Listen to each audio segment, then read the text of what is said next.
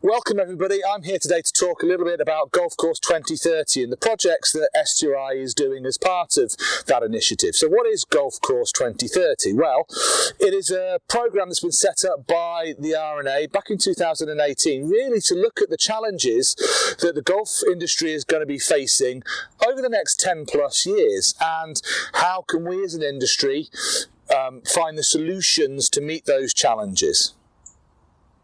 As part of the Golf Course 2030 initiative, STRI have 5 projects. They cover a broad range of topics, going from integrated turf management and how we cope and manage diseases, through to availability of such resources like water, aggregates, and going through to more agronomic and policy-based areas such as playing quality of golf greens, grass selection.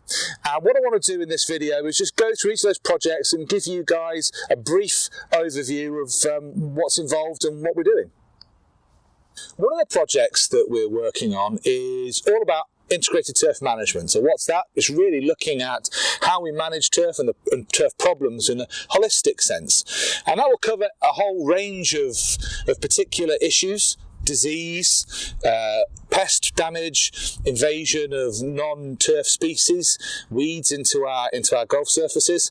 And for this project, we're looking at reviewing the available information, sending out surveys to find out what kind of problems golf courses are facing, what do greenkeepers and course managers feel are going to be the big challenges for them currently, but also into the future. The intention being to write a handbook on integrated turf management, on particularly focusing on parkland, annual meadowgrass, bentgrass, greens. So some of the problems we're covering within the project are, we can see right in front of us. So obviously the consequences of disease, how we're going to deal with disease, manage disease, prevent disease from occurring. But also we're going to be looking at invasion of weeds, whether it's through disease scars or through the fact that we haven't been able to create a dense canopy and we've got invasion and created niches for weeds to come in. But also pests, and looking at pests and the potential problems they're going to continue to cause, and how we might end up managing them.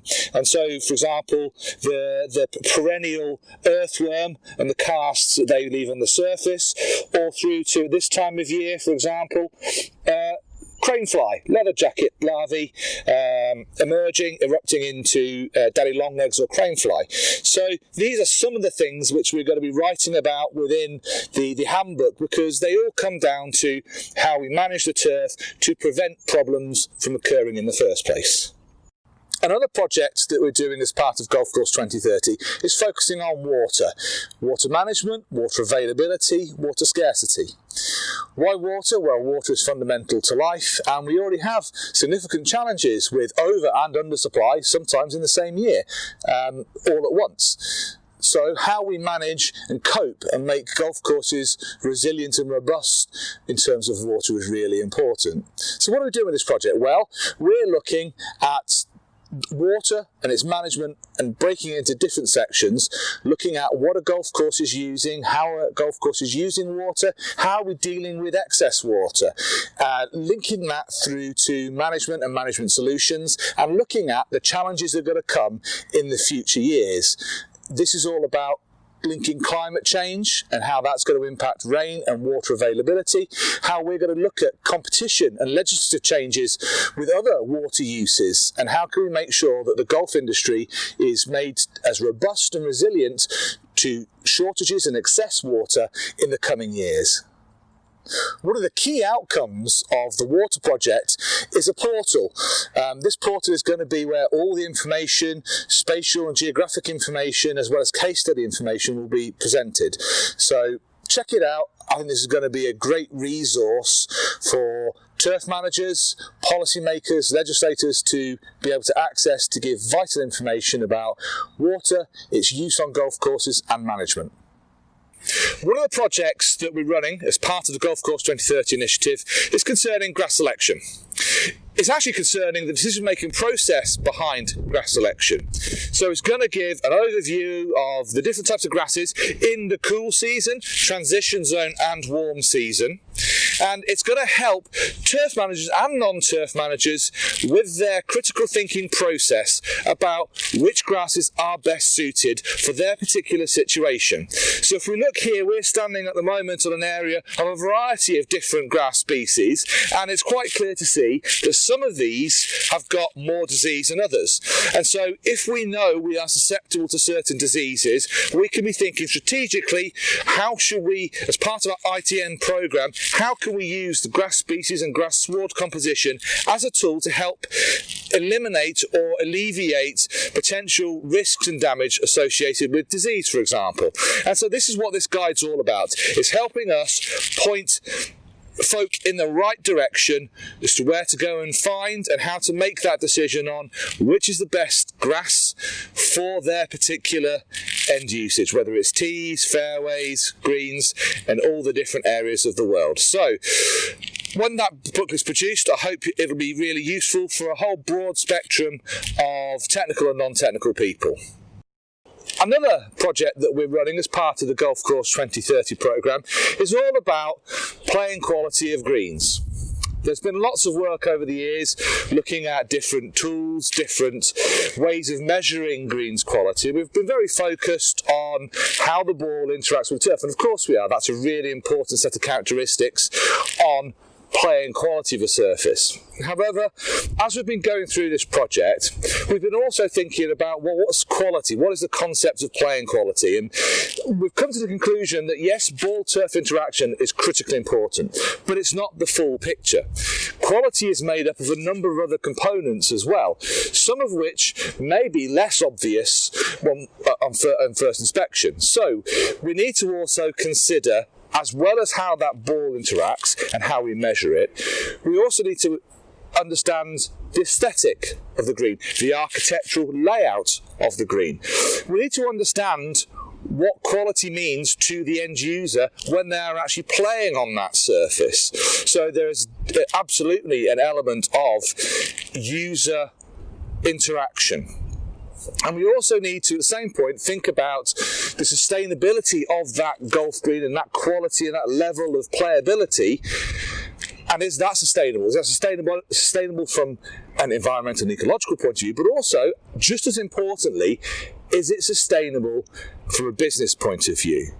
And the challenges this year have shown that sustainability of businesses from a business perspective is also really important. So we're tackling quality, as you would expect, from a focus on ball interaction, but also the acknowledgement that the framework of greens quality and greens playability is a broader subject, and we need to take into account how we look at these other factors and other variables. And so in this project, we're producing a white paper to really outline our thought process and thinking on greens quality and playability. And what we're looking to do is put that out there and get feedback and hopefully stimulate a bit of debate. The final project that we're running as part of Golf Course 2030 involves aggregates. Aggregates form the foundation of most of our playing surfaces. So whether that's the gravel in the base of our golf green, the sand that makes up the profile, or whether it's material we're using as part of the maintenance of that facility, such as top dressing or divot mix, aggregates are an important component of our design, construction and maintenance of golf courses. There are concerns with the availability of aggregates as they are natural resources and therefore finite. So we're looking to see how much stock and how much reserves are available of the right type of materials for golf course use.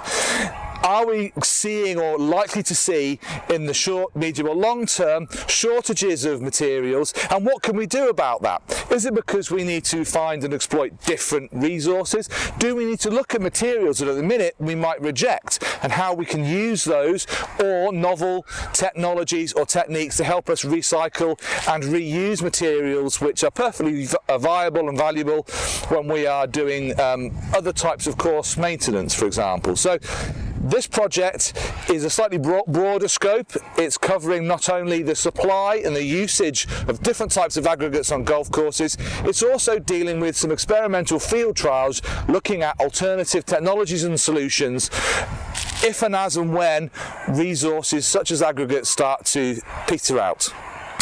So when we're dealing with aggregates, we're talking about, in particular, materials like sands, which is used very commonly on golf courses for construction, but also significant quantities just through routine maintenance. If we're talking about organic matter reduction and control, we might be applying somewhere between 100 to 200 tons of sand over golf greens. We're also talking about sands for bunkers and making sure that we've got the right materials for the job. But if we do run out of the ideal optimum performing materials, what are we going to do? And one of the main focus of this project is to look at the specifications that we are using currently, what might be alternatives and what might be alternative solutions when it comes to finding the sand of the future. I hope you found the Golf Course 2030 video interesting. We certainly have a wide range of projects that we're engaged with, but we also need your help. We can't do this alone. We need the industry to come with us and engage with us to help provide information about what the issues on your course, whether that's through questionnaires and surveys that we'll be sending out, whether it's helping us with case studies to provide examples where things have or haven't worked on your golf course. So we're very much looking forward to working with you to help us to meet the challenges that we're going to face undoubtedly over the next 10 plus years.